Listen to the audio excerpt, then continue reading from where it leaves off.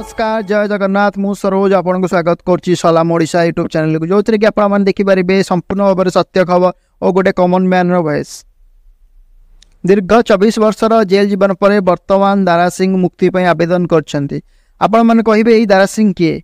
बहुत लोग एई घटना को भूली गलेनी किंतु जो माने कि 1999 मसियार लोक से माने एई घटना को संपूर्ण भाव में भल भाव में जानिछन्ती किपरि 1999 मसियार ओडिशा रे किभली भाव में एक जघन्य हत्याकांड होता जो कि ओडिशार ना सारा भारत में चर्चित होता। आमे एइटारे आपन को जणै देबाक चाहूँ दारा सिंह किए और कहीं से जेल में अच्छा।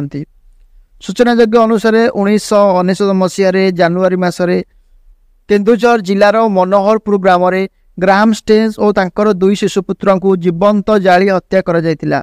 आउ ई हत्यारे मुख्य दोषी भाव में सब्यस्त होइतिबा दारा सिंह को जेल होइतिला और तांकर अन्यान्य सहयोगी माने फेरा थिले।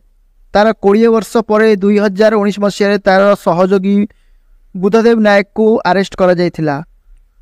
किंतु वर्तमान दारा सिंह दीर्घ 24 वर्षर जेल जीवन पर मुक्ति पाई आवेदन करछन्ती। एइथिपाई सुप्रीम कोर्ट ओडिशा सरकार को जवाब मागिछि और 6 सप्ताह मध्य जवाब तलब दाखल करिया पाई कहिछि। रहुछु नमस्कार जय जगन्नाथ।